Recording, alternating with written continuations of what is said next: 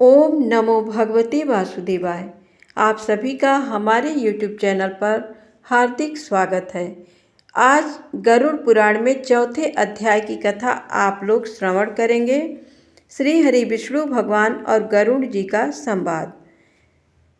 आज की कथा में गरुड़ जी ने भगवान श्री हरि से पूछा, हे केशव, किन पापों के कारण पापी मनुष्य यमलोक के महामार्ग में जाते हैं और किन पापों से बैतरणी में गिरते हैं तथा किन पापों के कारण नरक में जाते हैं, वो मुझे बताइए। श्री भगवान बोले, सदा पाप कर्मों में लगे हुए शुभ कर्म से विमुख प्राणी एक नरक से दूसरे नरक को, एक दुख के बाद दूसरे दुख को तथा एक भय के बाद दूसरे भय को प्राप्त होते हैं। धार्मिक जन धर्मराजपुर में 3 दिशाओं में स्थित द्वारों से जाते हैं और पापी पुरुष दक्षिण द्वार के मार्ग से ही वहां जाते हैं। इसी महादुखदायी दक्षिण मार्ग में बैतरणी नदी है। उसमें जो पापी पुरुष जाते हैं उन्हें मैं तुम्हें बताता हूँ। जो ब्राह्मणों की हत्या करने वाले, सुरापान करने वाले, गोघाती, बाल हत्यारे, स्त्री की हत्या करने वाले, गर्भपात करने वाले और गुप्त रूप से पाप करने वाले हैं। जो गुरु के धन को हरण करने वाले, देवता अथवा ब्राह्मण का धन हरण करने वाले, स्त्री द्रव्यहारी, बाल द्रव्यहारी हैं। जो ऋण लेकर उसे न लौटाने वाले, धरोहर का अपहरण करने वाले, विश्वासघात करने वाले, विषान्न देकर मार डालने वाले, दूसरे के दोष को ग्रहण करने वाले, गुणों की प्रशंसा न करने वाले, गुणवानों के साथ डाह रखने वाले, नीचों के साथ अनुराग रखने वाले, मूढ़ सत्संगति से दूर रहने वाले हैं। जो तीर्थों, सज्जनों, सत्कर्मों, गुरुजनों और देवताओं की निंदा करने वाले हैं। पुराण, वेद, मीमांसा, न्याय और वेदांत को दूषित करने वाले हैं। दुखी व्यक्ति को जो देखकर प्रसन्न होने वाले हैं, प्रसन्न को दुख देने वाले, दुर्वचन बोलने वाले तथा सदा दूषित वृत्ति वाले हैं। जो हितकर वाक्य और शास्त्रीय वचनों को कभी न सुनने वाले, अपने को सर्वश्रेष्ठ समझने वाले, घमंडी, मूर्ख होते हुए अपने को विद्वान समझने वाले हैं। ये तथा अन्य बहुत पापों का अर्जन करने वाले अधर्मी जीव दिन रात रोते हुए यम मार्ग में जाते हैं। यमदूतों के द्वारा पीटे जाते हुए वे पापी बैतरणी की ओर जाते हैं और उसमें गिरते हैं। ऐसे उन पापियों के विषय में मैं तुम्हें बताता हूँ। जो माता पिता, गुरु, आचार्य तथा पूज्य जनों को अपमानित करते हैं, वे मनुष्य बैतरणी में डूबते हैं। जो पुरुष पतिव्रता, सच्चरित्र, उत्तम कुल में उत्पन्न, विनय से युक्त स्त्री को द्वेष के कारण छोड़ देते हैं, वे बैतरणी में पड़ते हैं। जो हजारों गुणों के होने पर भी सत्पुरुषों में दोष का आरोपण करते हैं और उनकी अवहेलना करते हैं, वे बैतरणी में पड़ते हैं।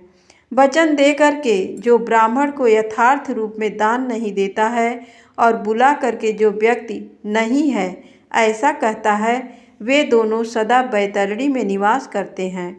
स्वयं दी हुई वस्तु का जो अपहरण कर लेता है, दान देकर पश्चाताप करता है, जो दूसरे की आजीविका का हरण कर लेता है, दान देने से रोकता है, यज्ञ का विध्वंस करता है, कथा भंग करता है, क्षेत्र की सीमा का हरण कर लेता है और गोचर भूमि को जोतता है, वह बैतरणी में पड़ता है। ब्राह्मण होकर रस विक्रय करने वाला वृषली का पति, शूद्र स्त्री का ब्राह्मण पति, वेद प्रतिपादित यज्ञ के अतिरिक्त अपने लिए पशुओं की हत्या करने वाला, ब्रह्म कर्म से च्युत, मांस भोजी, मद्य पीने वाला, उच्छृंखल स्वभाव वाला, शास्त्र अध्ययन से रहित ब्राह्मण, वेद पढ़ने वाला शूद्र, कपिला का दूध पीने वाला शूद्र, यज्ञों पवित्र धारण करने वाला शूद्र, ब्राह्मणी का पति बनने वाला शूद्र, राजमहिषी के साथ व्यभिचार करने वाला, पराई स्त्री का अपहरण करने वाला, कन्या के साथ कामाचार की इच्छा रखने वाला तथा जो सतीत्व नष्ट करने वाला है, ये सभी तथा इसी प्रकार और भी बहुत निषिद्धाचरण करने में उत्सुक तथा शास्त्र विहित कर्मों को त्याग करने वाले वे मूढ़जन बैतरणी में गिरते हैं। सभी मार्गों को पार करके पापी यम के भवन में पहुँचते हैं और पुनः यम की आज्ञा से आकर दूत लोग उन्हें बैतरणी में फेंक देते हैं। हे खगराज, ये बैतरणी नदी कष्ट प्रदान करने वाले सभी प्रमुख नरकों में सर्वाधिक कष्टप्रद है, इसलिए यमदूत पापियों को उस बैतरणी में फेंकते हैं। जिसने अपने जीवन काल में कृष्णा काली गाय का दान नहीं किया अथवा मृत्यु के पश्चात जिसके उद्देश्य से बांधवों द्वारा कृष्णा गौ नहीं दी गई तथा जिसने अपनी और्ध्वदैहिक क्रिया नहीं कर ली या जिसके उद्देश्य से और्ध्वदैहिक क्रिया नहीं की गई हो, वे बैतरणी में महान दुख भोग करके बैतरणी तट स्थित सालमली वृक्ष में जाते हैं। जो झूठी गवाही देने वाले, धर्म पालन का ढोंग करने वाले, छल से धन का अर्जन करने वाले, चोरी द्वारा आजीविका चलाने वाले, अत्यधिक वृक्षों को काटने वाले, वन और वाटिका को नष्ट करने वाले, व्रत तथा तीर्थ का परित्याग करने वाले, विधवा के शील को नष्ट करने वाले हैं। जो स्त्री अपने पति को दोष लगाकर पर पुरुष में आसक्त होने वाली है, ये सभी और इस प्रकार के अन्य पापी भी सालमली वृक्ष द्वारा बहुत ताड़ना प्राप्त करते हैं। पीटने से नीचे गिरे हुए उन पापियों को यमदूत नरकों में फेंकते हैं। उन नरकों में जो पापी गिरते हैं उनके विषय में मैं तुम्हें बतलाता हूँ। वेद की निंदा करने वाले नास्तिक, मर्यादा का उल्लंघन करने वाले कंजूस, विषयों में डूबे रहने वाले दंभी तथा कृतघ्न मनुष्य निश्चय ही नरकों में गिरते हैं। जो कुआं, तालाब, बावली, देवालय तथा सार्वजनिक स्थान, धर्मशाला आदि को नष्ट करते हैं, वे निश्चय ही नरक में जाते हैं। स्त्रियों, छोटे बच्चों, नौकरों तथा श्रेष्ठ जनों को छोड़कर एवं पितरों और देवताओं की पूजा का परित्याग करके जो भोजन करते हैं, वे नरकगामी होते हैं। जो मार्ग को कीलों से, पुलों से, लकड़ियों से तथा पत्थरों एवं कांटों से रोकते हैं, निश्चय ही वे नरकगामी होते हैं। जो मंद पुरुष भगवान शिव, भगवती शक्ति, नारायण, सूर्य, गणेश, सद्गुरु और विद्वान इनकी पूजा नहीं करते, वे नरक में जाते हैं। दासी को अपनी शैया पर आरोपित करने से ब्राह्मण अधोगति को प्राप्त होता है और शूद्रा में संतान उत्पन्न करने से वह ब्राह्मणत्व से ही च्युत हो जाता है। वो ब्राह्मण धन कभी भी नमस्कार के योग्य नहीं होता। जो मूर्ख ऐसे ब्राह्मण की पूजा करते हैं, वे नरकगामी होते हैं। दूसरों के कलह से प्रसन्न होने वाले जो मनुष्य ब्राह्मणों के कलह तथा गौओं की लड़ाई को नहीं रुकवाते, प्रत्युत ऐसा देखकर प्रसन्न होते हैं अथवा उसका समर्थन करते हैं, बढ़ावा देते हैं, वे अवश्य ही नरक में जाते हैं। जिसका कोई दूसरा शरण नहीं है, ऐसी पतिपरायणा स्त्री के ऋतुकाल की द्वेष बस उपेक्षा करने वाले निश्चित ही नरकगामी होते हैं। जो कामांध पुरुष रजस्वला स्त्री से गमन करते हैं अथवा पर्व के दिनों, अमावस्या, पूर्णिमा आदि में जल में, दिन में तथा श्राद्ध के दिन कामुक होकर स्त्री संग करते हैं, वे नरकगामी होते हैं। जो अपने शरीर के मल को आग, जल, उपवन, मार्ग अथवा गौशाला में फेंकते हैं, वे निश्चित ही नरक में जाते हैं। जो हथियार बनाने वाले, बाण और धनुष का निर्माण करने वाले तथा इनका विक्रय करने वाले हैं, वे नरकगामी होते हैं। चमड़ा बेचने वाले वैश्य, केश, योनि का विक्रय करने वाली स्त्रियां तथा विष का विक्रय करने वाले ये सभी नरक में जाते हैं। जो अनाथ के ऊपर कृपा नहीं करते हैं, सत्पुरुषों से द्वेष करते हैं और निरपराध को दंड देते हैं, वे नरकगामी होते हैं। आशा लगाकर घर पर आए हुए ब्राह्मणों और याचकों को पाक संपन्न रहने पर भी जो भोजन नहीं कराते, वे निश्चय ही नरक प्राप्त करने वाले होते हैं। जो सभी प्राणियों में विश्वास नहीं करते और उन पर दया नहीं करते, जो सभी प्राणियों के प्रति कुटिलता का व्यवहार करते हैं, वे निश्चय ही नरकगामी होते हैं।